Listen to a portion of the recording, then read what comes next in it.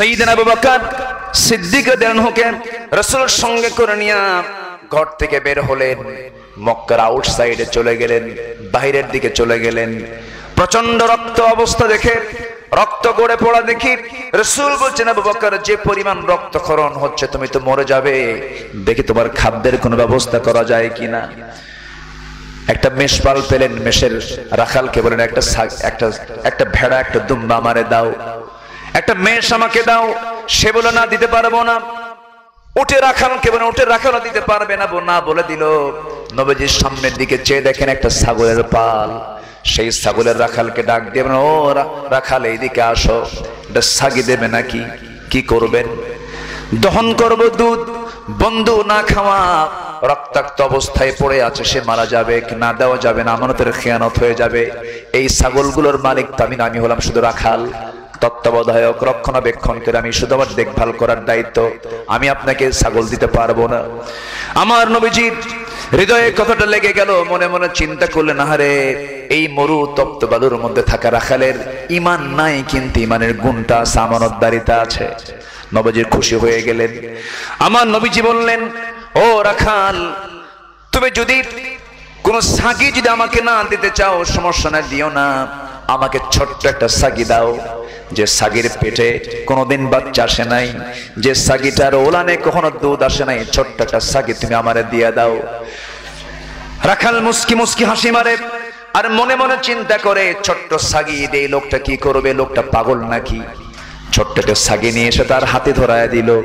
আমার নবীজি ছাগিটা কোলের মধ্যে নিলেন। রাখাল তো জানে না কোন কোলের মধ্যে ছাগলটা উঠতেছে, এই কোলটা কোন কোল সে তো বোঝে নাই। আমার নবীজির কোলের মধ্যে ছোট্ট ছাগিটা নিয়ে আমার নবীজির ছাগিটার পিছনের দুইটা পার মাঝখান বরাবর, ওলান বরাবর, দুধ বরাবর আমার রাসূল যখন দুটা বরকতি হাত আস্তে করে রাখলেন, বিসমিল্লাহ বলে ফু দিয়ে দিলেন, ছোট্ট ছাগির গোটা ওলান ভরা দুধ টনটন হয়ে গেল, দুধ পূর্ণ ওলান হয়ে গেল, দুধের বাট টনটন করছে দুধ দিয়ে। আমার নবীজি বলছেন, রাখাল একটা বাটি দেবে নাকি, দুধ দহন করব। রাখাল আশ্চর্য হয়ে গেল, এ কেমন কথা, জীবনে তেমন দৃশ্য দেখি নাই।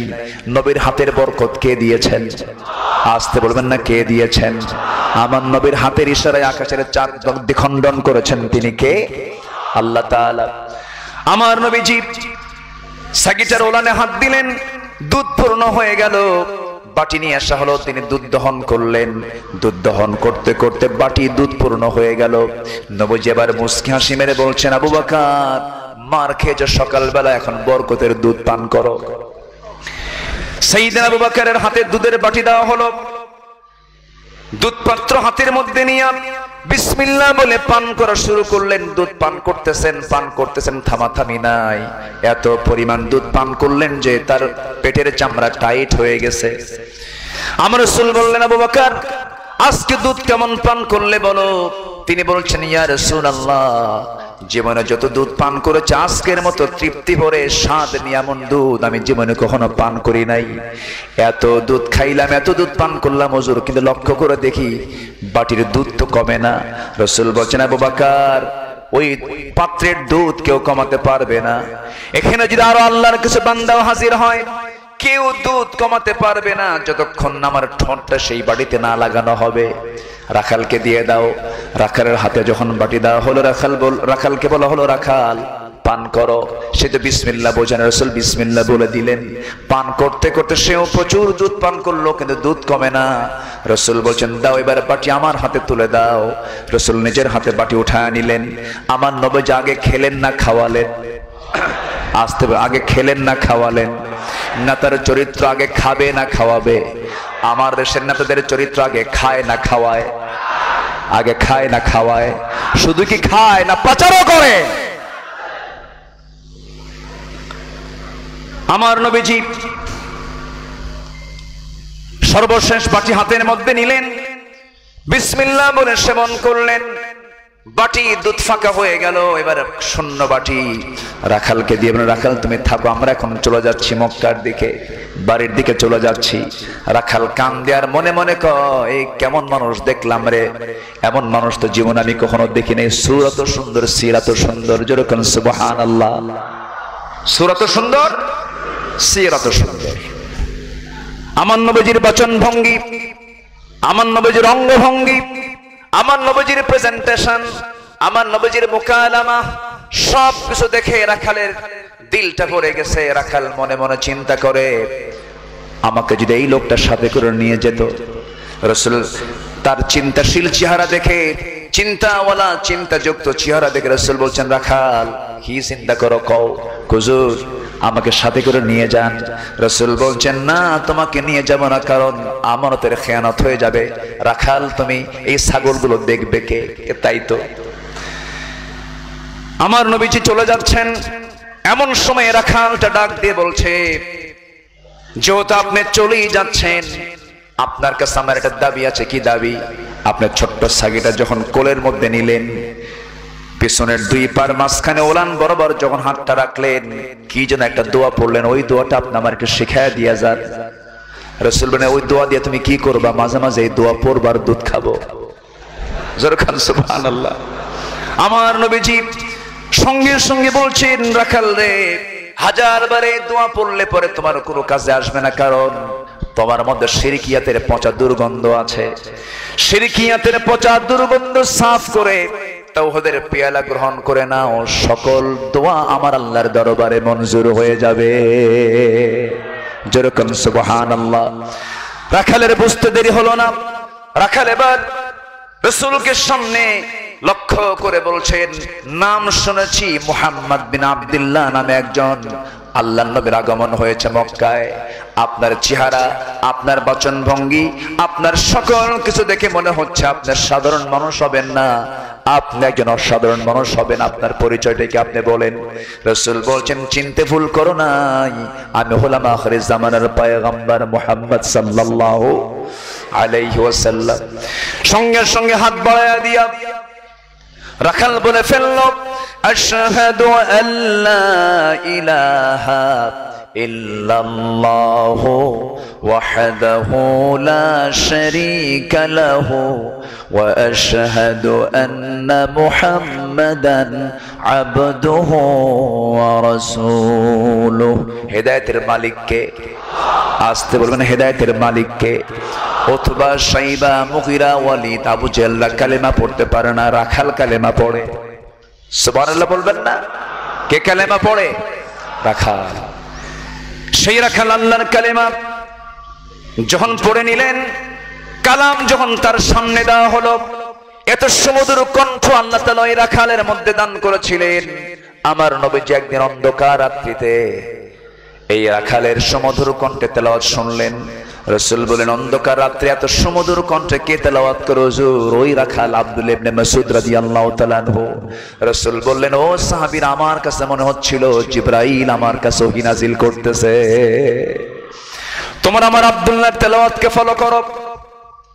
সেই রাখাল কি এক পরশ পাথরের সংস্পর্শ পেলেন। সারা জীবন তিনি যখন কোনো কথা বলতেন, কোরআন দিয়ে কথা বলতেন, প্রয়োজনীয় কথা বলতেন কোরআন দিয়া। দ্বিতীয় খলিফার আমল, সেকেন্ড খলিফা ওমর রাদিয়াল্লাহু তাআলা অন্ধকার রাতে তিনি দাঁড়ায় আছেন রাস্তায়। একটা বাণিজ্য কাফেলা 15 থেকে 20 জন লোক আসতেছে, অন্ধকার রাত্রিতে রাস্তা দিয়ে চলে যাচ্ছে, দেখা যাচ্ছে না, চেনাও যাচ্ছে না। দূর থেকে ওমর ফারুক লক্ষ্য করে বললেন, তোমরা কারা? কোথা থেকে আসতেছো? ভিতর থেকে জবাব আসতেছে, মিন ফাজ্জিল আমিক, প্রত্যন্ত অঞ্চল থেকে আমরা আসতেছি। কোরআনের আয়াত দিয়ে উত্তর দেওয়া শুরু হয়ে গেছে। যাচ্ছ কোথায়? ইলা বাইতুল আতিক, কাবার দিকে যাচ্ছি, আল্লাহর ঘরের দিকে যাচ্ছি। ওমর ফারুক আশ্চর্য হয়ে মনে মনে চিন্তা করছেন, এই জগতে এমন করে কোরআনের আয়াত দিয়ে উত্তর দেওয়ার মতো লোক কে কে? জানার আগ্রহ হলো। কিছুক্ষণ পর প্রশ্ন করছেন, এত উত্তর যখন কোরআন দিয়ে দিচ্ছে, কিছু প্রশ্ন করি। কি প্রশ্ন আপনি বলেন? এবার তিনি বলছেন, বলো তো কোরআনে কারীমের মধ্যে সবচেয়ে শ্রেষ্ঠ আয়াত কোনটা? আল্লাহু লা ইলাহা ইল্লাহু। এবার বলা হলো ভয়ঙ্কর আয়াত কোনটা?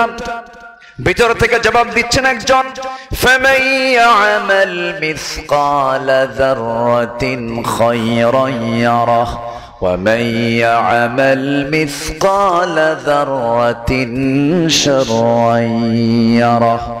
এবার ওমর ফারুক বললেন, কোরআনে কারীমের সবচেয়ে আশাব্যঞ্জক আয়াতটা কোনটা?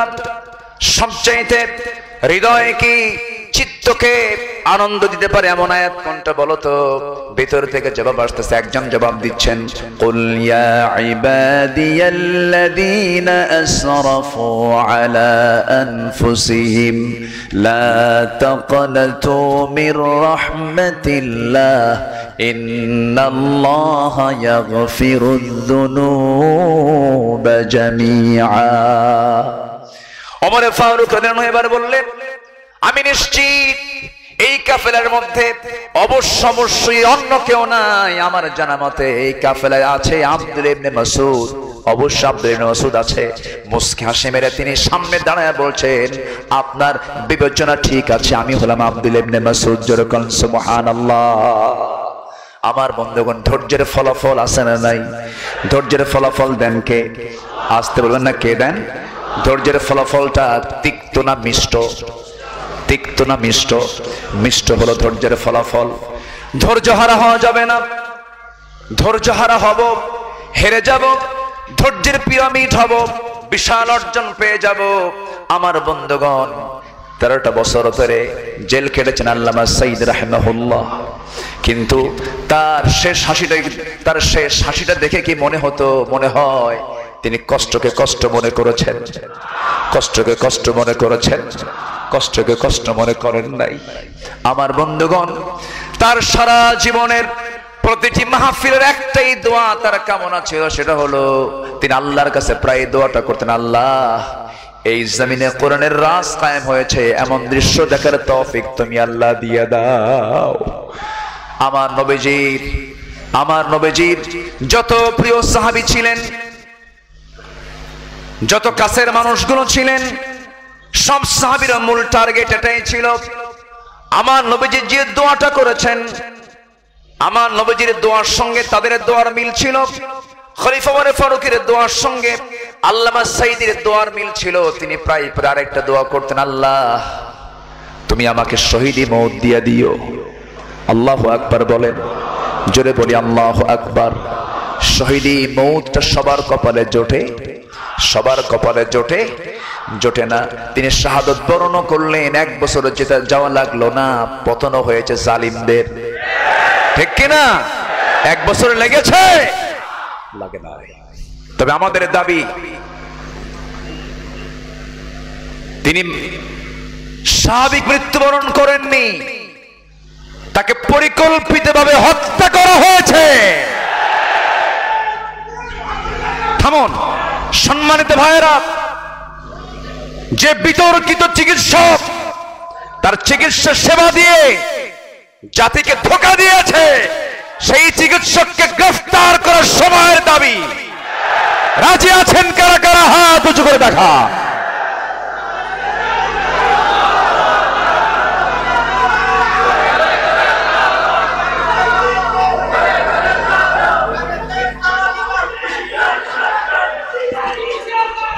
আল্লাহ কবুল করুন, জোরে বলে আমিন, আরো জোরে আমিন। সম্মানিত ভাইয়েরা, সম্মানিত বন্ধুগণ, ওরা চেয়েছিল আলেমদেরকে অপমান করতে। আলেমরা অপমানিত হয়নি, লাঞ্ছিত হয়নি, লাঞ্ছিত ওরাই হয়েছে। লজ্জায় মাথা নিচু হয়ে যায়। এই থামেন, চাচা পাগল হয়ে গেছে, একটু বসেন না, বসেন, আমার দিকে তাকান। সম্মানিত বন্ধুগণ, দেশের শীর্ষস্থানীয় ধনী, 1 নম্বর ধনী, তার কর্মকাণ্ড দেখুন। দাড়ি কাটছে, চুল কালো বানাইছে, ঠিক কিনা? দাড়িটা কি ছিল?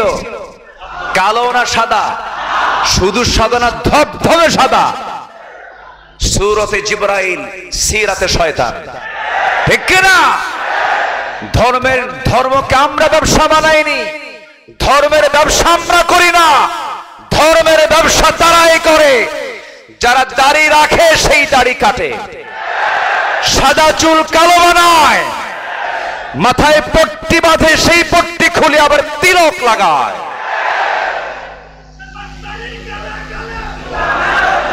সম্মানিত ভাইরা, সম্মানিত বন্ধুগণ, পালানোর জন্য নৌকা ভাড়া করেছে, দুজন বন্ধু উঠছে,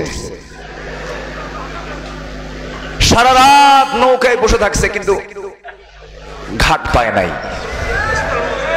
নৌকা ভিড়ে নাই, চান্স পায়নি। কোস্টগার্ড ধরে ফেলেছে, আইনমন্ত্রীকে ধরে নিয়ে চলে যাচ্ছে। আইনমন্ত্রীকে আমার একা ধরো কেন? কেন?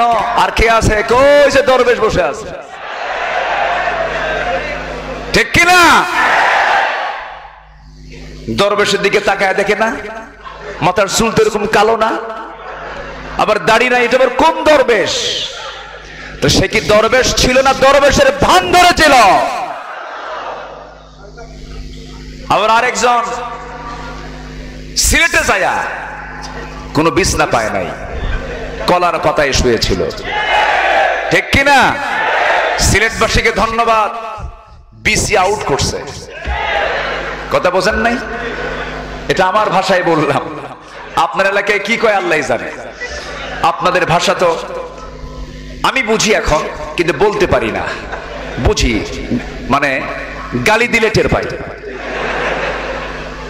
বুঝি। আপনাদের ভাষাটা অনেক সুন্দর, মায়া আছে, বলি আলহামদুলিল্লাহ। চট্টগ্রামের মানুষ যারা, তারা চট্টগ্রামের ভাষায় কথা বলবে, এটা মায়ের ভাষা। মায়ের ভাষাকে সম্মান দেওয়ার দরকার আছে না নাই? হ্যাঁ, চট্টগ্রামের ভাষায় আপনারা কথা বলবেন, এটা আপনাদের অর্জন। চট্টগ্রামবাসীর অর্জন হলো দুইটা, একটা মায়ের ভাষায় কথা বলে, আবার বইয়ের ভাষায় কথা বলে। সাধু ভাষাও জানে, মায়ের ভাষাও জানে, আলহামদুলিল্লাহ। এটা তো বোনাস। এটা কি বোনাস? কি সুন্দর ভাষা, ওরে বাপরে বাপ। এই যে আসতে নিয়ে আব্দুর রহমান হাশিমি আমার সফর সঙ্গে ছিল কক্সবাজার থেকে আসার সময়। হ্যাঁ, তো বললো যে মাহফিল, আমি বললাম মাহফিলের চিত্র কেমন? কে সামনে ওই প্রোডাকশন আছে। বললাম প্রোডাকশন মানে কি? আর বলতে পারে? বললাম টিয়ারা। কথা বোঝেন নাই? টিয়ারা। এরকম করে আমি আপনাদের এলাকার একটা আঞ্চলিক অভিধান আমি কারেক্ট করেছি, আমার লাইব্রেরিতে আছে। চট্টগ্রামের আঞ্চলিক ভাষার একটা কি বলে অভিধান আমি সংগ্রহ করেছি। আমি এটাকে স্টাডি করে দেখেছি যে প্রত্যেকটা শব্দেরই একটা স্থানীয় শব্দ এলাকার আছে, আলহামদুলিল্লাহ বলেন। এবং আরবি আছে অনেক আপনাদের ভাষার ভিতরে। ইন্দি বইয়ন আছে না নাই? ইন্দি মানে আমার নিকট, এটা আরবি। এই যে দেখতেছেন, এটার নাম পেয়ালা, এটা আপনার এলাকায় বলে কদ্দা। কদ্দা কয় না? কদহুন মানে পেয়ালা, কদহুন মানে কি? পেয়ালা।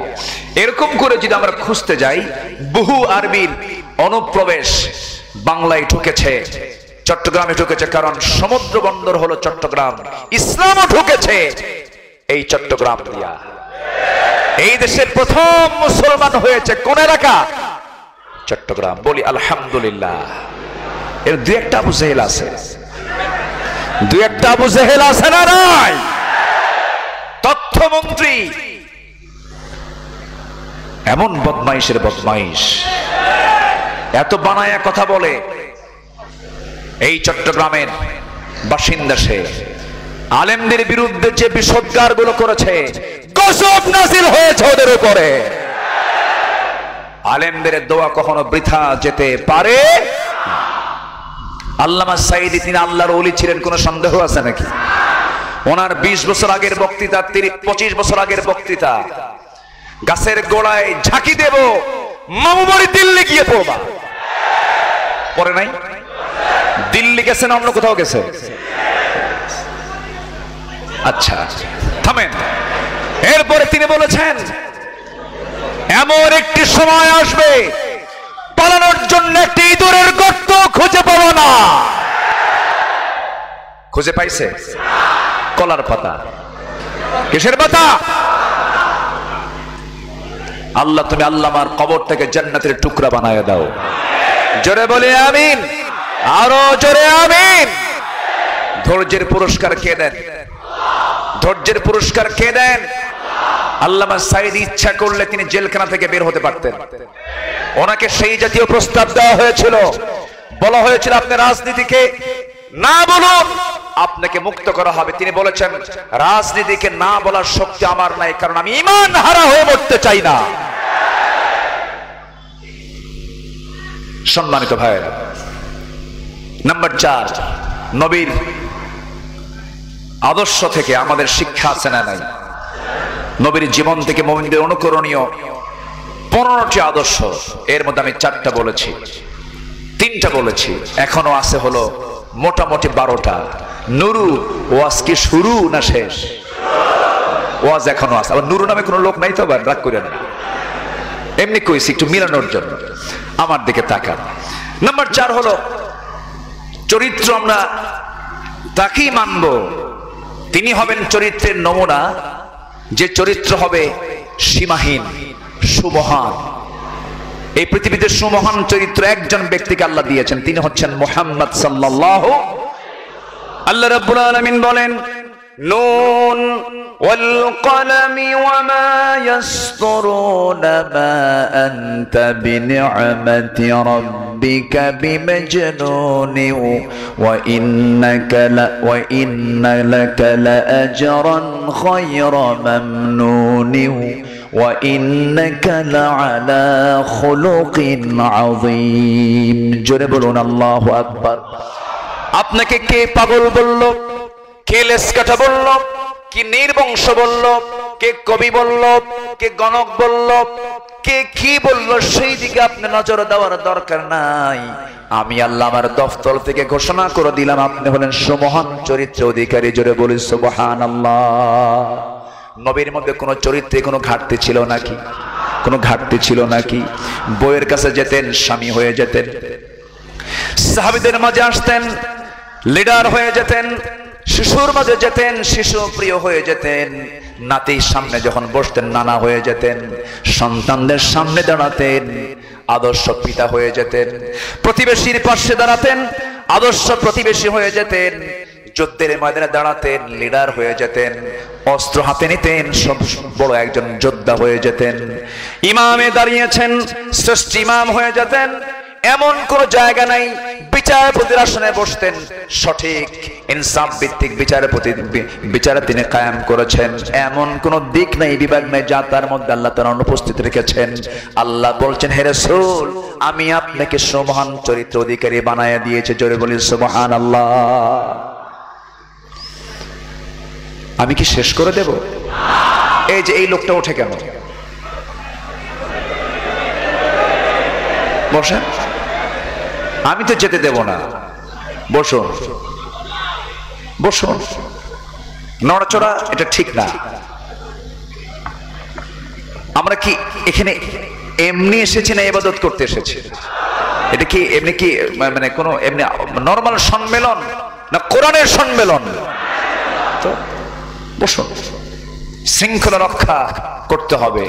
এই জায়গায় যদি শৃঙ্খলা ভঙ্গ করা হয়, আর এটা যদি ফেরেশতার মাইন্ডে যায় যে এটা শৃঙ্খলা ভঙ্গ হলো, আর মামলা যদি হয়, জামিন হবে না। কিন্তু বসেন, আমরা না উঠি, এটা ইবাদত, এটা ইবাদতের জায়গা।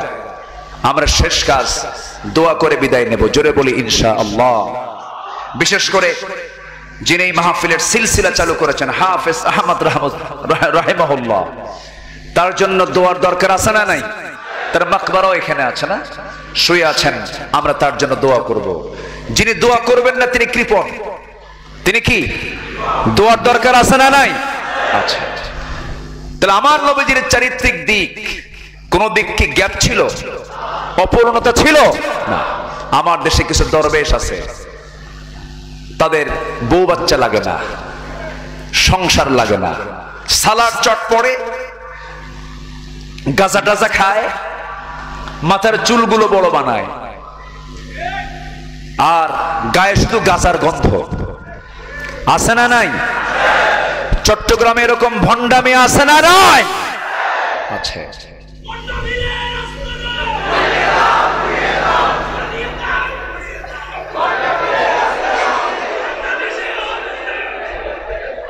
আচ্ছা, আমার দিকে তাকান। উনি নিজেকে নিয়ন্ত্রণ করতে পারেন না, এটাও ভালো, এটাও তো এই মেজাজ দরকার আছে না নাই? আমার দিকে তাকান। আমি পীরকে কখনো কোনোদিন আমার বক্তৃতায় আমি নেগেটিভ বলিনি। পীর শব্দটা সম্মানজনক। এই দেশে ইসলাম ঢুকেছে পীরদের মাধ্যম দিয়া, বলি আলহামদুলিল্লাহ। এই দেশের মাটিতে শুয়ে আছেন শাহজালাল ইয়ামিনী, শাহ আমানত, শাহ সুলতান বলখি, এরকম করে সেই খুলনায় শুয়ে আছেন সেই তুরস্ক থেকে, রাশিয়া থেকে আগত খান জাহান আলী রহমতুল্লাহ আলাইহি। নিঃসন্দেহে তার আল্লাহর ওলি ছিলেন, কোনো সন্দেহ নাই। আমি পীরকে নিজেও মোহাব্বত করি, কিন্তু আমার দেশে এই মুহূর্তে এখন মুরিদ বেশি না পীর বেশি? মুরিদ বেশি না পীর বেশি? পীরই বেশি, মুরিদ কই? আমার দেশে বিগত সময়ে আমার দেশের নেতা বেশি ছিল না কর্মী বেশি ছিল? নেতা বেশি, সব নেতা, কোন কর্মী নাই। সম্মানিত বন্ধুগণ, পীর নামটা চালু করে কিছু ভণ্ড দরবার আমার দেশে আছে না নাই? আছে। ওদের বউ লাগে না, ওদের সন্তান লাগে না, দরবারে শীত হয়ে পড়ে থাকে সালার শর্ট গায়ে দিয়া, আছে না নাই? কিছু পাগল গিয়ে বলে বাবা ওর বাড়ি তার বাপ টাপ নাই, আরেকজনের বাপকে সে বাপ বলে ডাকতেছে। বাবা আমার তো বাচ্চা হয় না, বিয়ের বয়স 19 বছর, বাচ্চা কাচ্চা কি হবে আমার? বাবা কিছুই কয় না। বাবা সালার চট পড়ে আছে, মোষ দিয়া তো ঠোঁট ঢেকে আছে, হাসে না কান্দে আল্লাহ জানে, কিচ্ছু বোঝা যায় না। সামনের দিকে হাঁটতেছে, সালার চট গায়ে দিয়া পায়ে দিয়া হাঁটতেছে, বারবার বলতেছে বাবা বাচ্চা কি আমারে দিবা? হাঁটতে হাঁটতে দেখে বাবার নিচ দিয়া পানি গড়ে গড়ে পড়তেছে, মানে পেশাব করতেছে। এখন এই দৃশ্য দেখে এই পাগলগুলো বলতেছে এই তো বাবার রহমতের পানি ঝরা শুরু হয়েছে। জোরে বলেন নাউজুবিল্লাহ। এরকম মূর্খ আমার দেশে কিছু আছে না নাই? একটা বিষয় মাথায় রাখবেন, একজন মস্তিষ্ক বিকৃত, বেনামাজি, চরিত্রহীন, অসামাজিক, ব্যক্তিত্বহীন পাগল কখনো আল্লাহর ওলি হতে পারে? কথা ক্লিয়ার? কথা ক্লিয়ার? আমার নবীজির মাথার চুল ছিল অগোছালো না গোছালো? আমার নবীজির দাড়ি ছিল অগোছালো না গোছালো? নবীজির পোশাক ছিল অপরিচ্ছন্ন না পরিচ্ছন্ন? আমার নবীজির শরীরের সঙ্গে শুধু পরশ লাগা মাত্রই যে নবীর সামনে দাঁড়িয়েছে শুধু হাত বুলায়া দিতেন, গোটা শরীর তার সুগন্ধে ভরপুর হয়ে যেত। আমার নবীজি এত পরিমাণ সুগন্ধে শরীরে লাগাতেন, হাতের তালুতে আতর ঢালতেন, এরকম করে গোটা গায়ে লাগায় দিতেন। মাথায় এত পরিমাণ তেল দিতেন যে তেলগুলো চুয়ে চুয়ে দাড়ির দিকে নেমে পড়তো, এত পরিমাণ তেল আমার রাসূল মাথায় দিতেন। আমার নবীজির মাথার চুলগুলোকে সাহাবে কেরাম কখনো এলোমেলো পায় নাই। রাসূল ছিলেন একজন পরিপাটি, পরিচ্ছন্ন, সাজানো গোছানো একটা জীবনের নাম। আল্লাহু আকবার বলেন। কিন্তু এই পাগলগুলো ইসলামকে পাগল প্রমাণ করার জন্য এই সমস্ত ভণ্ডামিগুলো সমাজে চালু রেখেছে, ঠিক কিনা? আমার নবীজি কি বিবাহিত না অবিবাহিত? বিবাহিত। তিনি একজন বিবাহিত মানুষ ছিলেন, সন্তান ছিল, বউ ছিল, একটা না একাধিক? একাধিক বউ ছিল। একাধিক বউ কিন্তু ম্যানেজমেন্ট কিন্তু সহজ না, খুব জটিল ব্যাপার। কারণ মেয়েরা সোজা হাড়ের না বাঁকা হাড়ের? আজ থেকে সোজা হাড়ের না বাঁকা হাড়ের?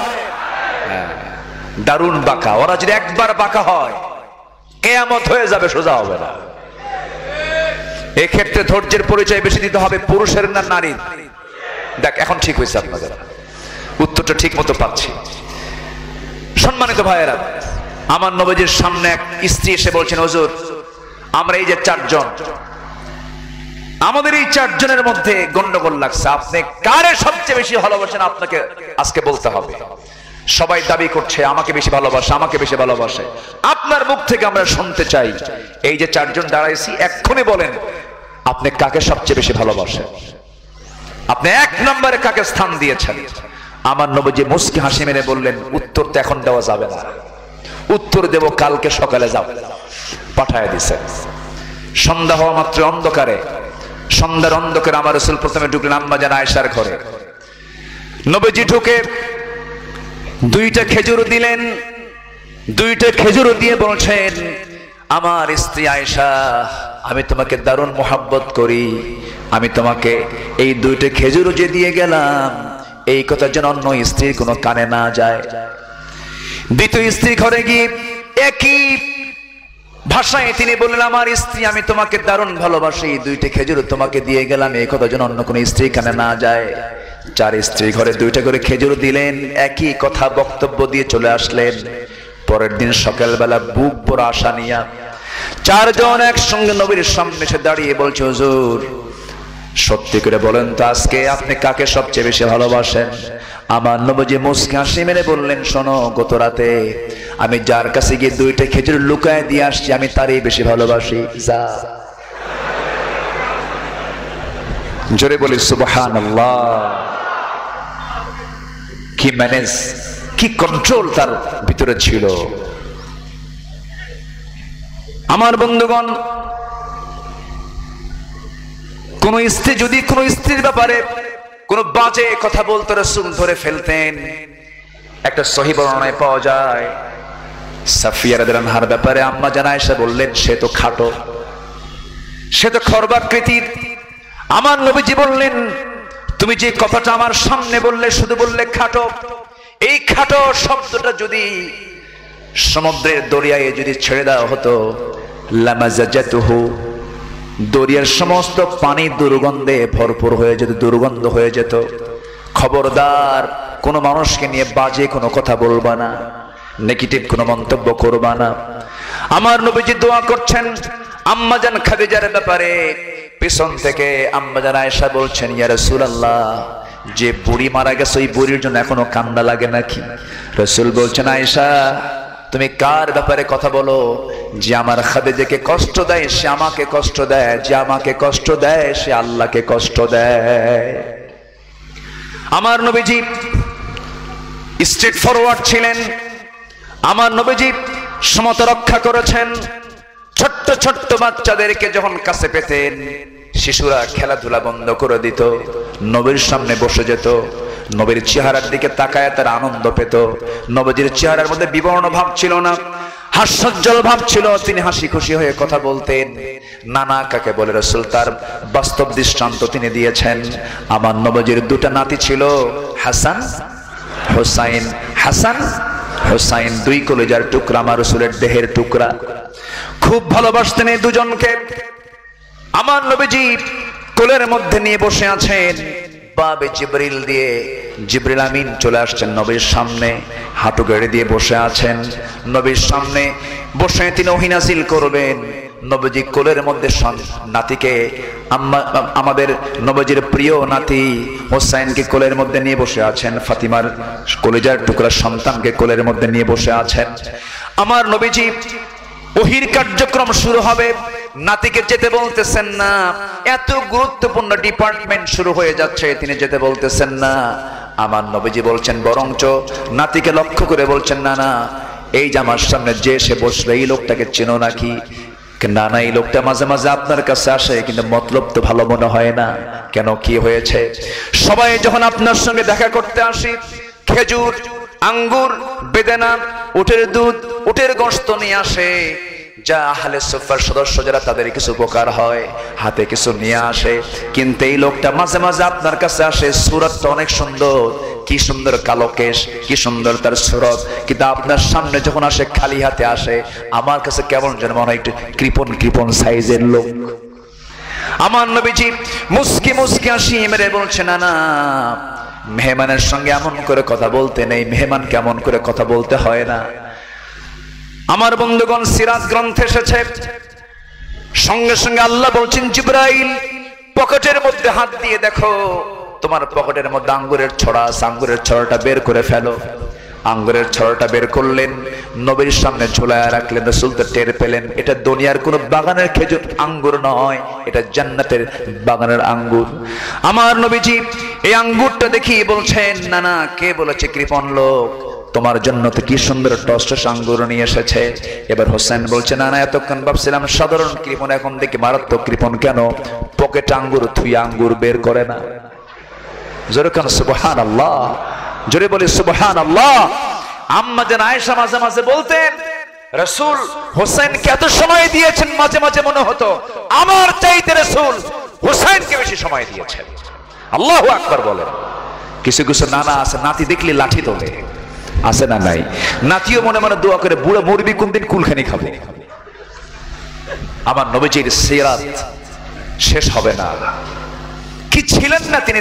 তিনি ছিলেন অনুপম চরিত্র আধার মুহাম্মদ সাল্লাল্লাহু আলাইহি ওয়াসাল্লাম। সম্মানিত ভাইয়েরা, নাম্বার 5, পরিবারের প্রতি তার দায়িত্বশীলতা ছিল। আমার নবীজি পরিবারের ব্যাপারে অচেতন ছিলেন না সচেতন ছিলেন। নিজের মেয়ে ফাতিমার গলার আওয়াজ রাস্তা থেকে শুনতে পেলেন, অপ্রয়োজনীয় আওয়াজ শুনতে পেলেন, রাসূল দৌড়ে চলে আসলেন, এসে বলছেন, ফাতিমা তোমার কণ্ঠের আওয়াজ আমার কান পর্যন্ত পৌঁছেছে রাস্তায়, এটা অপ্রয়োজনীয় কথা, এটা তোমার চরম অপরাধ হয়েছে। পরপুরুষের কানে পর্দাশীলা নারীর কণ্ঠের আওয়াজ যাওয়া ঠিক নয়। আমার নবীজির পিছনে আম্মা জান আয়েশা দাঁড়ানো, একজন অন্ধ সাহাবী আসতেছে, আমার নবীজি বলছেন, আয়েশা ভিতরে চলে যাও। আম্মা জান আয়েশা বলছেন, হুজুর যে আসে ও তো কানা, ও তো চোখই দেখে না, তো আমার ভিতরে যাওয়ার কি দরকার? রাসূল বলেন, তুমি কি কানা, তুমি কি অন্ধ, যাও ভিতরে। পাঠায় দিয়েছেন। অচেতন না সচেতন? অচেতন না সচেতন? আর এখনকার স্বামীরা বইয়ের ব্যাপারে এমন সচেতন, R15 লেটেস্ট ভার্সন, যুবকরা কিন্তু সব বুঝতেছে। R15 এর প্যাসেঞ্জার সিটটা আর ড্রাইভিং সিটটা, নিচু সিট হচ্ছে প্যাসেঞ্জারের না ড্রাইভারের? ড্রাইভারের। ড্রাইভিং সিটটা হলো নিচু মানে নিচতলা, আর প্যাসেঞ্জার সিটটা হলো দোতলা। তো দোতলার সিটে বউ বসে আর নিচতলায় স্বামী বসে। নিচতলার সিটে বসে বউটাকে দোতলায় চলায় দিয়া গোটা সিটাগাং ঘুরে আর বলে, দেখো আমার বউটা দেখো। আছে না নাই? আসতে বলবেন না, আছে না নাই? এক টান মেরে কলাতলি। আর কি আছে মোর? সুগন্ধা। দেখছেন, সব তো জানেনি আপনারা, দেখতেছি। আচ্ছা, একেবারে হিমছড়ি দিয়া টেকনাফ দিয়া ঘুরে ঘুরে চলে আসলো। সন্ধ্যার সময় বিচের সামনে রঙিন সূর্য যখন হলদেটে আকার ধারণ করেছে, হলুদ বর্ণ, একদম গোধূলি বেলায় সূর্য ডুবু ডুবু ভাব, সেই সময় এসে বউটাকে আস্তে করে নামায় দিয়া বলে, বউ একটু পোজ দাও। একটু কি দাও? তোমার ছবি তুলবো, পোজ দিতে হবে। বউটার মাথা থেকে আপদ মস্তক, মাথার চুল সাজানো, কপাল সাজানো, তারপরে চোখ সাজানো, ঠোঁট সাজানো, গালটা প্লাস্টার করা। গালটা কি সিমেন্ট দিয়ে কি করা? প্লাস্টার করা। সাজা সোজা দিয়া ছবি একখান তুলে সেই ছবি ফেসবুকে আপলোড দিয়া পোস্ট করে ওখানে আর্টিকেল লেখে, প্রিয় বন্ধুরা আসুন আমার বউটাকে এই ম্যারেজ ডেতে সবাই মিলে জামাতের সাথে দেখি। কিসের সাথে দেখি? জামাতের সাথে। বউ কি পার্সোনাল না পাবলিক? বউ কি পার্সোনাল না পাবলিক? পার্সোনাল, কিন্তু সে কি করে দিল? পাবলিক করে দিল। ও কি, ওর কি হায়া আছে না হায়া নাই? ও কি হায়াওয়ালা না বেহায়া? বেহায়া। এটা কি পরিবারের প্রতি যত্ন না অযত্ন? যত্ন না অযত্ন? অযত্ন। আমরা পরিবারের প্রতি যত্নশীল হব, জোরে বলি ইনশাআল্লাহ। মনে শেষ করে দিলে ভালো হয়। শেষ করে দিই? হ্যাঁ হ্যাঁ, টাইম চলে গেছে। জি, আমরা আসুন দোয়া করে দিই। আলোচনা চালাবো, আলোচনা চলো। হুজুর মরুক, হুজুরও বাঁচার দরকার আছে। আপনি শুধু শুনছেন আর আমি বলছি, এটাও খেয়াল করতে হবে। সম্মানিত ভাইয়েরা, আমি আশ্চর্য হয়ে গেছে। ঢাকার আকাশ বৃষ্টি, আমি বারবার প্রিন্সিপাল মহোদয়কে বলছিলাম, মাহফিল কি হবে? গতকাল মাহফিল হয়েছে ইনডোরে, মসজিদে হয়েছে মাহফিল, আমি বাইরে মাহফিল করতে পারিনি। উনি বলতেছেন বৃষ্টি যদি হয়েও যায় আমাদের এখানে পর্যাপ্ত সে ব্যবস্থা নেওয়া আছে। এসে দেখি না, শুধু পর্যাপ্ত না, মহা পর্যাপ্ত ব্যবস্থা আছে। বলি আলহামদুলিল্লাহ। এই মাহফিল প্রতিষ্ঠিত মাহফিল, এই মাহফিল নিয়ে বহু ষড়যন্ত্র করা হয়েছে। দালাল আলেমদেরকে এখানে দাওয়াত দিয়েছে বিগত বছরগুলোতে, ঠিক কিনা? জোরপূর্বক দাওয়াত দেওয়া হয়েছে তাদেরকে, জনগণ চায় নাই এমন ব্যক্তিকে দাওয়াত দেওয়া হয়েছে, ঠিক কিনা? সম্মানিত ভাইয়েরা, আল্লাহ তুমি সবাইকে বোঝার তৌফিক দাও, জোরে বলি আমিন।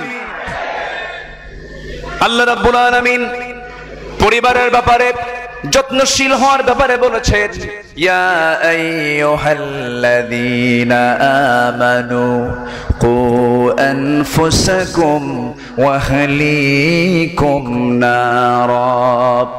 সূরা তাহরিম 6 নম্বর আয়াত নাম্বার 6 হলো আমানতদারিতা। ন্যায় পরায়ণ, ন্যায় বিচারের দিক থেকে আমরা শিক্ষা নিয়ে নেব। রাসূল আমানতদারিতায় তিনি 1 নম্বর ছিলেন, ন্যায় বিচারে তিনি 1 নম্বর ছিলেন। ইন্নাল্লাহা ইয়া'মুরুকুম আন তু'আদ্দুল আমানাতি ইলা আহলিহা ওয়া ইযা হাকামতুম বাইনান নাসি আন তাহকুমু বিল আদল ইন্নাল্লাহা নি'মা ইয়া'ইযুকুম বিহ। জোরে বলুন আল্লাহু আকবার।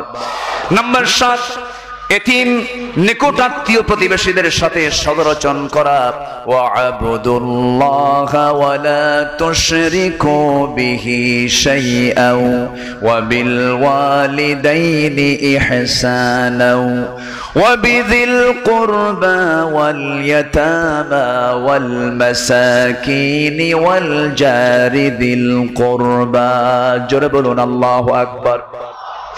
আল্লাহর বিধানের প্রতি নাম্বার 8, আল্লাহর বিধানের প্রতি শর্তহীন আনুগত্য করা।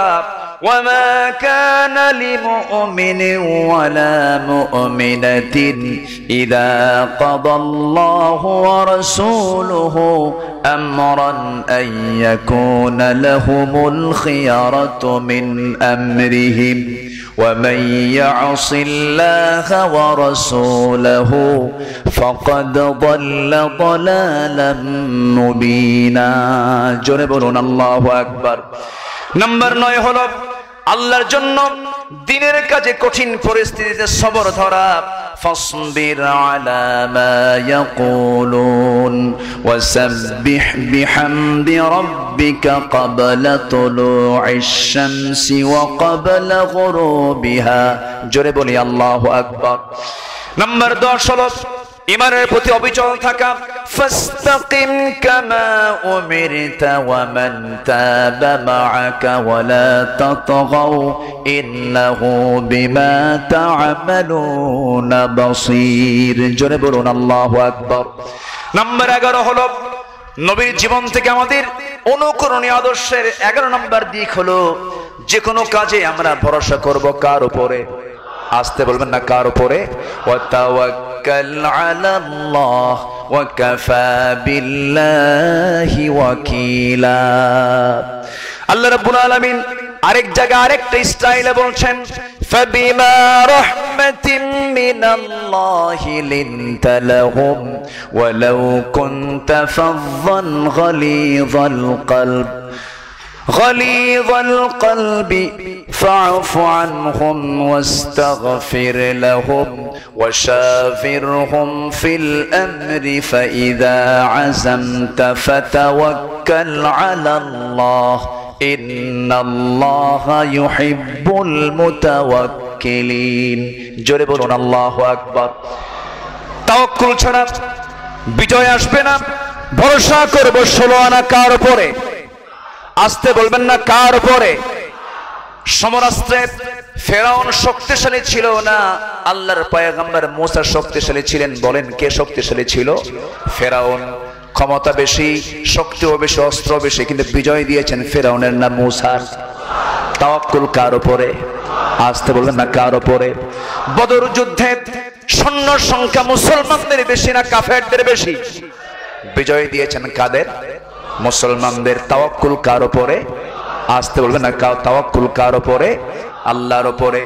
আমার বন্ধুগণ, আমার ভাইয়েরা, আগুনের কাজ হলো পুড়িয়ে সারখার করে দেওয়া, কিন্তু তাওয়াক্কুলের কারণে আল্লাহ তাআলা আগুনটা জান্নাতের টুকরা বানায়াছেন আমার জাতির পিতার জন্য। আমার আপনার জাতির পিতাকে বলেন?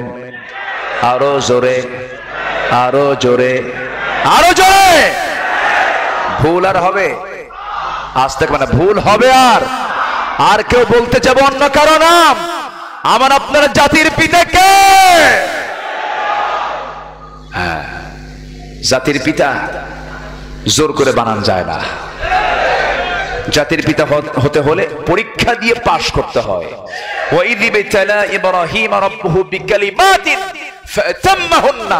প্রত্যেকটা পরীক্ষায় তিনি ফার্স্ট ক্লাস ফার্স্ট হয়েছেন।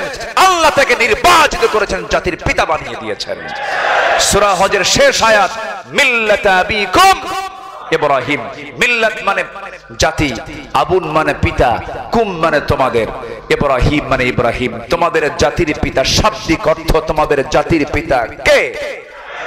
ক্বালা ইন্নী জাইলুকা লিন-নাসি ইমামা। এবং তোমাদের জন্য একমাত্র ইমাম নেতা কে? ইব্রাহিম। বলেন কে? বলেন ইব্রাহিম। মূর্তিগুলো যখন 6 আগস্টে ভাঙ্গা হলো, ঢাকার আশপাশের সব মূর্তি ভেঙে শেষ। মাথা যখন ভাঙছে, প্রশ্ন করা হয়েছে ডক্টর ইউনূসকে, চট্টগ্রামের সন্তান। নবুঝি বসেন, আমার দিকে তাকান, আমার দিকে তাকান। যখন মূর্তির মাথা যখন ভেঙে ফেলা হচ্ছে, ডক্টর ইউনূসকে প্রশ্ন করা হলো, এই ব্যাপারে আপনার মন্তব্য কি? এগুলো কেন করা হচ্ছে? তিনি বললেন, এই প্রশ্ন আমাকে করেন কেন? তার মেয়েকে প্রশ্ন করেন, এটার জন্য তার মেয়ে দায়ী। আমরা সম্মান দিতে জানি, আমরা আদম সন্তানকে সম্মান দিতে জানি। আল্লাহ তাআলা আদম সন্তানকে সম্মান দিতে অর্ডার করেছেন, ওয়ালাকাদ কাররামনা বানি আদম। আমরা অপমান করতে জানি না। ইসলাম শিখিয়েছে প্রতিশোধ নিতে নয়, ইসলাম শিখিয়েছে ক্ষমা করতে। আমরা ক্ষমা করতে জানি, আমরা ক্ষমা করি, ঠিক কি না? ওরা যে প্রতিশোধ নিয়েছিল তার 1% যদি আলেম ওলামা যদি ইঙ্গিত দিত, সরকার হয়ে যেত সব। ওয়াল কাযিমিনাল গায়জ ওয়াল আফিনা আনিন নাস আল্লাহু ইউহিব্বুল মুহসিনিন আল্লাহুম্মা ইন্নাকা আফুফুন কারীম তুহিব্বুল আফওয়া ফাআফু আন্না। আল্লাহু আকবার বলেন। তবে হ্যাঁ, ক্ষমা হবে না একটা গোষ্ঠীর। আমার রাসূল মক্কা বিজয় যেদিন করলেন, সবাইকে মাফ করলেন। বরঞ্চ ওই মক্কায় ঢুকে যখন তিনি বিজয়ের পতাকা নিয়ে দাঁড়ালেন, সব থরথর করে কাঁপতেছে আর মক্কা ছাড়তেছে। এক বুড়ি মহিলা, সেও মক্কা শহর ছাড়তেছে। আমার নবীজি মক্কার মধ্যে ঢুকে হেরে গেলেন খেদমতের জন্য। সুবহানাল্লাহ বলেন। বুড়ি রাসূল দেখলেন, বুড়ি তার মাথার ভিতরে এত বড় বোঝা, মানে বুড়ির গায়ের যে ওজন তার ওজন হলো ওই টোপলা। দেখে বললেন, মা এদিকে দেন, আমারে দেন। কোথায় যাবেন? গন্তব্যে পৌঁছায় দিলেন। এবার বলছেন, আপনি এখানে আসলেন কেন? কে বাবা জানো, মুহাম্মদ আসতেছে, শেষ করে ফেলবে। কার সামনে কয়? রাসূল বলেন, তাই? হ্যাঁ। আপনি কি তাকে চিনেন? কে না তো বাবা, কি যে করবে আল্লাহই জানে। এবার রাসূল বলছেন, আমি আপনার গন্তব্যে পৌঁছায় দিলাম, আমি এখন চলে যাচ্ছি। কেন চলে যেতে দেব না তো? তোমাকে এটা সন্দেহ লাগতেছে, তুমি কে বলো তো? কে যার ভয়ে এখানে আসছেন, সেই ভয় করা লোকই হলাম মুহাম্মদ সাল্লাল্লাহু। ইহুদির চোখে পানি আর বলে, আমারে কালেমা পড়ায় দিবা না? জোরে কোন সুবহানাল্লাহ। ইসলাম বিজয় হয়েছে উত্তম ব্যবহারের মধ্য দিয়া। আমরা ক্ষমা করতে জানি, আমরা ক্ষমা করি। কিন্তু রাসূল সেদিন বলেছেন সবাইকে ক্ষমা করা হবে। 17 জনের তালিকা তিনি প্রকাশ করলেন। 17 জনের কোনো ক্ষমা। আমার দেশে এরকম চিহ্নিত কিছু অপরাধী আছে না নাই? আসতে বলবেন না, আছে না নাই? 1 নম্বর হলো যারা শাতিমে রাসূল, রাসূলকে যারা গালি দিয়েছে। এই সিরাতুন নবীর মাহফিল থেকে স্পষ্ট ভাষায় জানিয়ে দিতে চাই, প্রকাশ্যে দিবালোকে ধরে ওদেরকে দুনিয়া থেকে বিদায় করে দিয়ে রক্ত মাংস হাড় হাড্ডি কুত্তা বিলাই দিয়ে খাওয়ানো দরকার। রাজি আছেন কারা কারা? হাত উঁচু করে দেখান।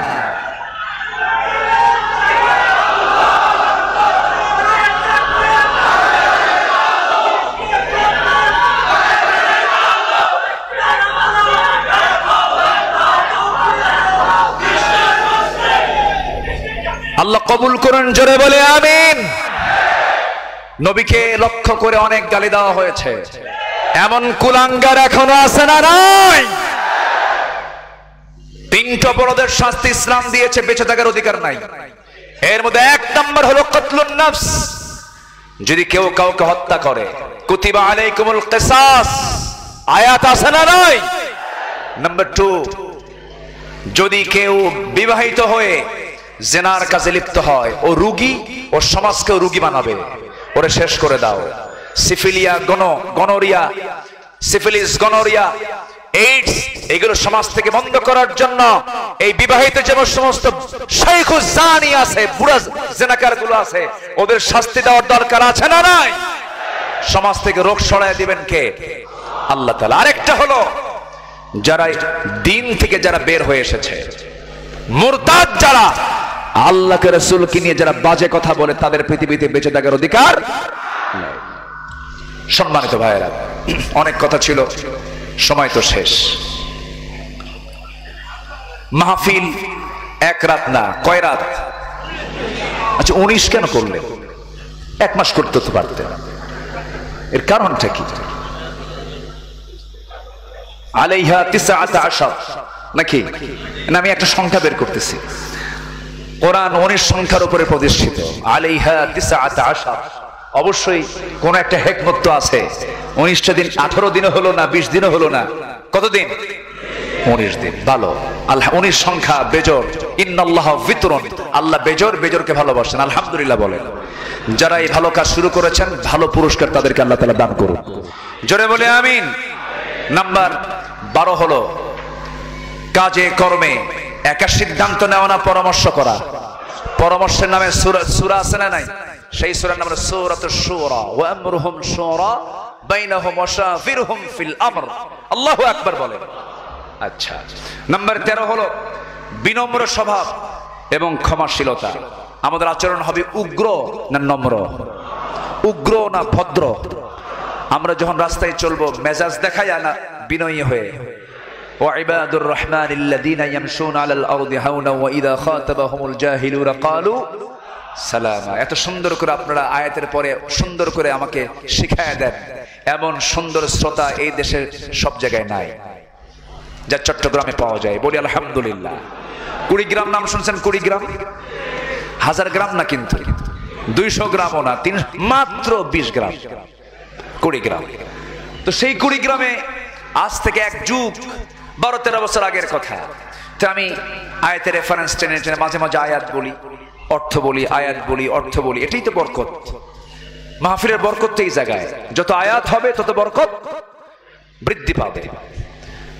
আল্লামা সাঈদীর আলোচনার 1 নম্বর আকর্ষণ ছিল যে কথাই তিনি বলেছেন, আয়াত দিয়ে কথা বলেছেন। আলহামদুলিল্লাহ বলেন। এই জন্য তিনি কখনো হারিয়ে যাবেন না, কারণ তার জীবনের সঙ্গে আল্লাহর আয়াতের সম্পর্ক ছিল। আলহামদুলিল্লাহ বলেন। তো আমি কুড়িগ্রামে এক মাহফিলে আয়াত বলতেছি, অনুবাদ বলছি। এক বুড়ো চাচার সামনে দাঁড়ায় বলে, হুজুর আপনি কি বাংলা পারেন না? আমি পড়ে গেছি আরেক মুসিবত। এরকম শ্রোতাও কিন্তু আমার দেশে কিছু আছে, নাই যে তা না। আবার এমন বক্তাও আছে 2-2.5 ঘন্টা বক্তৃতা করে, নিজেও কান্দে, শ্রোতাও কান্দে, একটা আয়াতও নাই, হাদিসও নাই। আছে না নাই? শেষে বলা হয় শ্রোতাকে, ও শুনলেন কি? কানলাম তো ঠিকই, বুঝলাম না কিছু। আছে না নাই? সাবজেক্ট নাই, উদ্দেশ্য নাই, আলোচ্য বিষয় নাই, কোনো লক্ষ্য নাই, খালি কান্দে। খালি কি করে? কান্দে। আমার দেশে কিছু গান প্রেমিক যুবক আছে, গানের ভাষা বোঝে না, কিন্তু খালি তাল মারে। আছে না নাই? বলেন তো আছে না নাই? খালি ঝাঁকি মারে, কিন্তু অর্থ বোঝে না। আচ্ছা তুমি এত গান শোনো, বোঝো কিছু? বুঝি না, কিন্তু ঝাঁকি আসে। ঝাঁকি কি আসে? ঝাঁকি আসে। ঝাঁকি তো না, শয়তান ঢোকে, শয়তান সওয়ার হয় ওর উপরে। আল্লাহ অশ্লীল গান বাজনা থেকে যুবকদেরকে হেফাজত করুন। জোরে বলি আমিন। মোবাইলের ব্যাপারে সংযত হওয়ার দরকার আছে না নাই? নিয়ন্ত্রণের দরকার আছে না নাই? মোবাইল ব্যবহারে অবশ্যই সেখানে তাকওয়ার নীতি অবলম্বন করার দরকার আছে না নাই? যুবকরা এটা মাথায় রাখবে। আল্লাহ কবুল করুন, জোরে বলি আমিন। নাম্বার 14, কুফুরের প্রতি আমরা নরম হব না কঠোর হব? নরম না কঠোর? আমার রাসূল ছিলেন এই ব্যাপারে কঠোর। আশিদ্দাউ আলাল কুফার রুহামাউ বাইনাহুম। অনেক সময় লাগতো, সময় তো নাই। নাম্বার 15, মুমিনের প্রতি আমরা হব রহমদিল। পরস্পরের প্রতি আমরা হব রুহামাউ বাইনাহুম, খুব দয়া পরবশ দেখাবো, কষ্টে পাশে দাঁড়িয়ে যাব। যে কোনো বিপদে মুসিবতে মাসলুম ব্যক্তির পাশে দাঁড়াবো, অসহায় ব্যক্তির পাশে দাঁড়াবো। এই সুন্নাহগুলো আমরা পেয়েছি একজন ব্যক্তির জীবনে, যে ব্যক্তিকে আল্লাহ তাআলা বাছাই করে বলে দিয়েছেন, লাকাদ কানা লাকুম ফি রাসূলিল্লাহি উসওয়াতুন হাসানা লিমান কানা ইয়ারজুল্লাহ ওয়াল ইয়াউমাল আখির ওয়া যাকারাল্লাহা কাসীরা। আল্লাহু আকবার বলেন। আমার আপনার জন্য উত্তম আদর্শের বাস্তব নমুনা একজন পৃথিবীতে, রাসূল আকরাম নবী মুকাররম রাহমাতুল আলাম জনাবে মুহাম্মদুর রাসূলুল্লাহ। আল্লাহ তাআলা সেই সুন্নাহর আলোকে জীবন গড়ার তৌফিক সবাইকে দান করুন। জোরে বলি আল্লাহুম্মা আমিন। আরো জোরে আল্লাহুম্মা আমিন।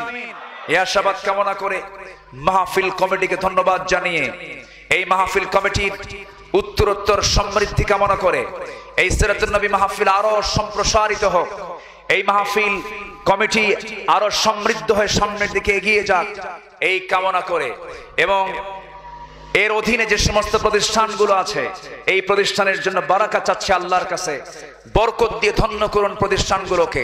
আল্লাহ তাআলা সবাইকে দ্বীনের জন্য কবুল করুন। জোরে বলি আল্লাহুম্মা আমিন। আমি আমার কথা এখানে শেষ করছি। যে যেখানে আছেন আমরা দোয়ার মধ্য দিয়ে মাহফিল শেষ করব। দোয়া কে করবেন? আপনি করেন? ও সব আমারই করাবেন? আপনারা কেউ করবেন না? আচ্ছা, দেখেন একটা কিন্তু যুক্তি চলে আসছে। আমি চাচ্ছিলাম যে দোয়ার দায়িত্বটা অন্য কেউ নিলে ভালো হতো, কিন্তু আমাকেই দায়িত্ব দেওয়া হয়েছে। সবাই বলে সুবহানাকাল্লাহুম্মা ওয়া বিহামদিকা আশহাদু আল্লা ইলাহা ইল্লা আনতা আস্তাগফিরুকা ওয়া আতুবু ইলাইকা। চিৎকার মেরে বলি, ইয়া আল্লাহ, আমার জীবনের সাগীরা কবিরা ছোট বড় সব গুনাহ তুমি আল্লাহ মাফ করে দাও, মাফ করে দাও। জোরে বলুন ইয়া রাব্বাল আলামিন, ইয়া রাব্বাল আলামিন। আসুন দোয়া করে চাইবো কার কাছে? আল্লাহর কাছে। আমি আপনার কাছে দোয়া চাই, আপনি কি আমার জন্য দোয়া করবেন? দোয়া করবেন তো? আমিও দোয়া করি আল্লাহ যেন আমাদের এই মিলন মেলাকে হাসর পর্যন্ত গড়ায় দেন। জোরে বলি আমিন। কেন বললাম? এই সম্পর্কের ভিত্তি হচ্ছে আমাদের হাসর পর্যন্ত, ঠিক কি না? আর শাসিমের ছায়া আছে না নাই? সাবআতু ইযিল্লুহুমুল্লাহু ফি যিল্লিহি ইয়াউমুল লা যিল্লা ইল্লা যিল্লুহু। কোন ছায়া থাকবে না আরশের ছায়া ছাড়া। সেখানে স্থান দেবেন আল্লাহর পছন্দের বান্দাদের। সেই পছন্দের বান্দার কাতারে আল্লাহ তাআলা আমাকে আপনাকে শামিল করে নেয়। মিলাদ হবে, মিলাদের পরে আচ্ছা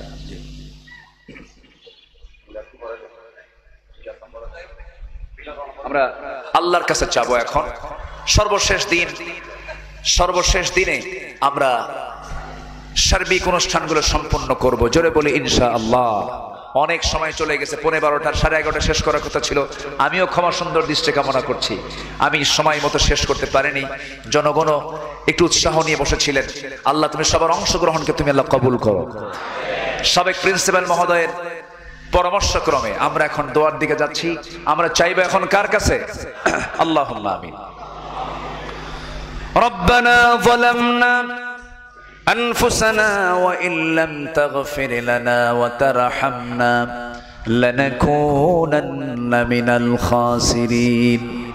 গভীরাত নিঝুম রাত, ঝিমানো রাত্রিতে হাজারো মুসলমান নরনারীকে নিয়ে তোমার কালামের দুটো আয়াতকে সামনে রেখে নবীর সুন্নাহর অনুসরণের প্রয়োজনীয়তা শীর্ষক কিছু আলোচনা করেছি। শেষান্তে এসে কাঙ্গাল ফিকারির মতো তোমার দরবারে দুটো হাত ভিক্ষুকের মতো পেতে আছি। আল্লাহ, গুনার দিকে নজর দিও না, বান্দা মনে করে তামাম জিন্দেগির গুনাহগুলোকে মাফ করে দাও। জনম দুঃখিনী মা, জনম দুঃখী বাপজান যারা দুনিয়া থেকে বিদায় নিলেন, জিন্দেগির গুনাহগুলো মাফ করে দাও, কবরগুলোকে জান্নাতের টুকরা বানায়া দাও। এমন ভাই আমার সঙ্গে হাত তুলতে পারেন নিজের হাতে নিজের মাকে দাফন করেছেন, নিজের বাবার লাশ নিজের পিঠে বহন করে কবর পর্যন্ত নিয়ে চলে গেছেন। ও আল্লাহ, সে আব্বা আম্মার জন্য সবাই দোয়া করি। চোখটা বন্ধ করুন, হাতটা একটু উঁচু করে আল্লাহ সেখানে দোয়া পড়ে আওয়াজ দিয়ে দিয়ে আমার সঙ্গে ঠোঁট মিলাইয়া সবাই চিৎকার মেরে বলুন, রব্বিরহামহুমা কামা রব্বায়ানি সগীরা, রব্বিরহামহুমা কামা রব্বায়ানি সগীরা, রব্বিরহামহুমা কামা রব্বায়ানি সগীরা।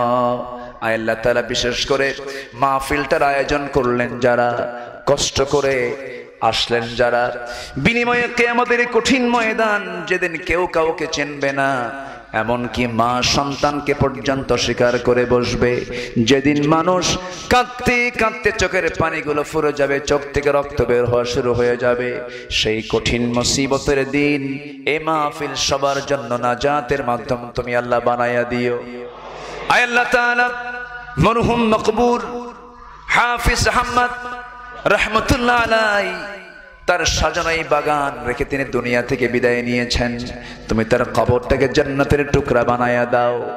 মাদ্রাসাকে কবুল করো, শিক্ষক মন্ডলীদেরকে তুমি আল্লাহ কবুল আর মঞ্জুর করে নাও, সিরাতুন নবী মাহফিল কমিটিকে তুমি আল্লাহ কবুল আর মঞ্জুর করে নাও। আমার ডানে বামে বয়োবৃদ্ধ জ্ঞানবৃদ্ধ আলেমে দ্বীন, আয় আল্লাহ তাআলা হাফেজ কোরআন অনেকেই হাত তুলেছেন, সবার হাতগুলোকে তুমি আল্লাহ চালাইয়া নাও। দুনিয়া থেকে কোন দিন বিদায় নেব জানি না, ডান হাতে আমলনামা না আসা পর্যন্ত আমাদের কাউকে কবরে নিও না। কোন দিন বিদায় নেব জানি না আল্লাহ, তবে তোমার কাছে দোয়া করে হিসাবটা জটিল না করে আমাদের জন্য সহজ করে দিও। হাসিবনি হিসাবান ইয়াসিরা ইয়া মুকাল্লিবাল কুলুব সাব্বিত কলবি আলা দীনিক। আয় আল্লাহ তাআলা, তোমার কাছে ফরিয়াদ করি, দিন কায়েমের আঞ্জাম দিতে নিয়া এই জমিনে যারা শাহাদত বরণ করেছেন, আয় আল্লাহ তাআলা তুমি তাদের শাহাদতকে কবুল মঞ্জুর করে নাও।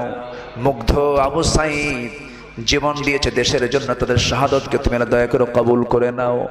আয় আল্লাহ তাআলা, তারা জুলুম থেকে সমাজকে রক্ষা করার জন্য জীবনটা দিয়েছে, মানবতার পক্ষে তারা জীবনটা দিয়েছে, ইমানি হালাত তাদের মধ্যে ছিল। আবু সাঈদের বাড়ি গিয়ে আমি সব তথ্য নিয়ে এসেছি। আল্লাহ গো, একটা মানুষ বুক পেতে দেয় তখনই যার মধ্যে ইখলাসটা 100% থাকে। আয় আল্লাহ তাআলা, মেহেরবানি করে তুমি তার রক্তের বদলার মধ্য দিয়ে যে একটা দেশ পরিবর্তন করে দিয়েছো, মেহেরবানি করে তুমি তাকেও কবুল আর মঞ্জুর করে নাও। আয় আল্লাহ তাআলা, তোমার কাছে ফরিয়াদ করি, দুনিয়া থেকে কোন দিন বিদায় নেব জানি না, ডান হাতে আমলনামা না আসা পর্যন্ত মরণ দিও না। মরতে যখন হবে তুমি আল্লাহ শহীদি মওত দিয়ে দিও। আল্লাহ, তাফসীর মাহফিল সিরাতুন নবীর মাহফিলে বসলে পরে আল্লামা সাঈদীর কথা মনে হয়ে যায়। আয় আল্লাহ তাআলা, তুমি তার কবরটাকে জান্নাতের নূর দিয়ে মুনাফফার বানায়া দাও। আয় আল্লাহ তাআলা, এই দুনিয়া ছেড়ে কোন দিন বিদায় নেব জানি না, মালাকুল মউত কোন দিন আসবে আমরা কেউ বলতে পারি না। যেদিন মরে যাব রে, টান মেরে ঘর থেকে বের করে দেবে, জীবনের শেষ গোসলটা হয়ে যাবে, মোরা মুখ সব দেখে দেখে চলে যাবে, জীবনের শেষ গোসল হয়ে যাবে, আমাকে টেনে হেঁচড়ে ঘর থেকে বের করে দেবে, কাপড় চোপড়গুলো খুলে নিয়ে সেলাইবিহীন কাপড় আমাকে পরায় দেবে, কবরের দিকে নিয়ে চলে যাবে, কবরে শোয়া দেবে, বাঁশ চাপা দেবে, মাটি চাপা দেবে, 24 ঘন্টা লাগবে না, মাথার চুলগুলো খসে খসে পড়বে, 3 দিন যাবে না, চামড়াগুলো গলে গলে পোকার পেটের খাবার হয়ে যাবে, 7 দিন লাগবে না, পেটের নাড়ি বুড়ি সব চোখ মুখ কান নাক দিয়ে বের হওয়া শুরু হয়ে যাবে। এমনই জীবন 3 মাসের মাথায় যদি কবর খনন করে দেখা হয় কয়েকটা হাড় ছাড়া কিচ্ছু খুঁজে পাওয়া যাবে না। এই তো জীবন রে আল্লাহ, তোমার পছন্দের বান্দা না হওয়া পর্যন্ত আমাদের কারো মরণ দিও না। মওতের সময় যখন চলে আসবে জবানে জারি করে দিও লা ইলাহা ইল্লাল্লাহু মুহাম্মাদুর রাসূলুল্লাহ। আসসালামু আলাইকুম ওয়া রাহমাতুল্লাহি ওয়া বারাকাতুহু।